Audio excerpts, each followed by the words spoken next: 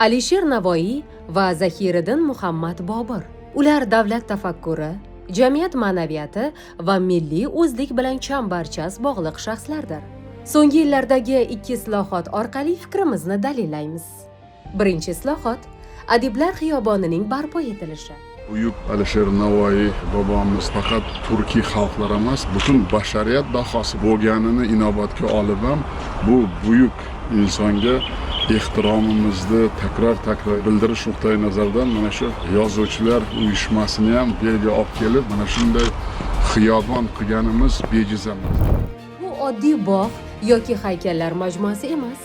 Uning bosh g'oyasi butun o'zbek adabiyotini Alisher Navoiy atrofida jamlash, ya'ni Navoiy adabiyotimizning markazi, mezoni va eng yuqori cho'qqisi ekanini ramziy tarzda ifodalashdir.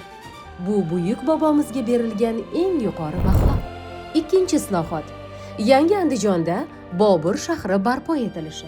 Buyuk ajdodimiz Zahiriddin Muhammad Bobur xotirasini abadiylashtirish maqsadida yangi Andijon shaharchasiga Bobur shahri deb nom bersak nima deysizlar?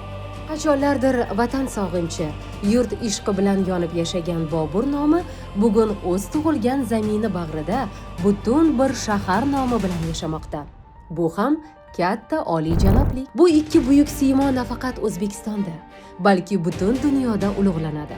Masalan, o'tgan yil dekabr oyida Qirg'izistonning O'sh shahrida Alisher Navoiy haykali hamda uning nomi bilan atalgan Shoh ko'chaning tantanali ochilish marosimi bo'lib o'tgan edi. Bir necha kun oldin esa Pokiston poytaxtida Toshkent ko'chasi va Bobur bog'i ochilishi ma'lum qilindi. Ajdodlarimiz nomi bugun ham dunyo miqyosidagi do'stlikni ta'minlamoqda. Adolatli siyosat sabab tarix kelajakni barpo etish uchun xizmat qilmoqda.